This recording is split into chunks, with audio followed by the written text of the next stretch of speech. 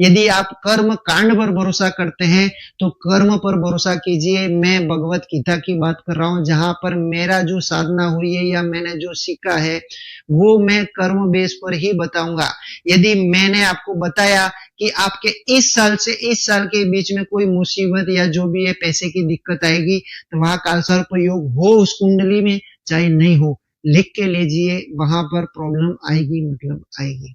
ये दावा मैं झूठा नहीं कर रहा हूं। मैंने आज दिन तक कम से कम 1800 से 2000 हाथ देख चुका हूं, जिनका कंफर्म प्रिडिक्शन मैंने दिया है कि एज, और यदि आपको इतना ही कॉन्फिडेंस है आपके जो भी ज्योतिष है या उनके ऊपर, आपके घर में कोई घरेलू हो सकते हैं, तो आप अपना पास्ट उनके सामने खोलने के लिए बोलिए।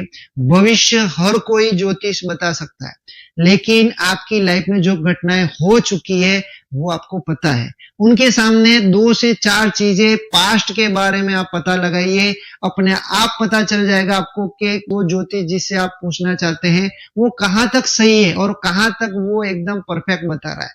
आप अपना पास्ट उनको पूछिए कि मेरे पास्ट में क्या क्या चीजें हुई थी वो मेरे को बताइए। 1 मिनट में उसकी सिट्टी पिट्टी गुम हो जाएगी। मतलब आप मान के चलिए, भविष्य तो कोई भी बता देगा, आपके भविष्य में क्या होने वाला है आपको भी नहीं पता है, ना किसी और को पता है, क्योंकि वो कर्म के आधार पर है।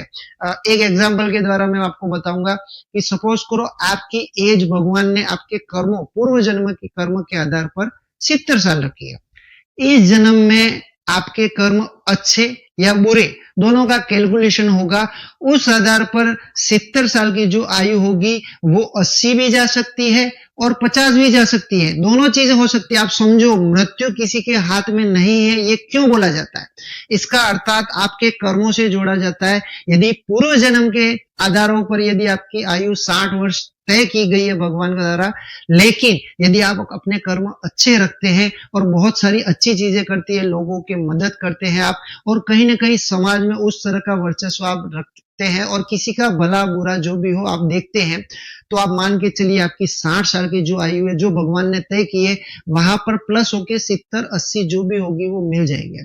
आप मान के चलिए, ये कर्म का सिद्धांत मैं बता रहा हूं। उसी जगह पर आप अपने कर्मों को खराब कर लीजिए। भगवान ने तो 60 साल लिखा है, लेकिन आप अपने कर्मों को जब भी खराब करते हैं उसका कैलकुलेशन वहां पर माइनस में होता है। वो 60 साल 50 साल भी हो सकते हैं।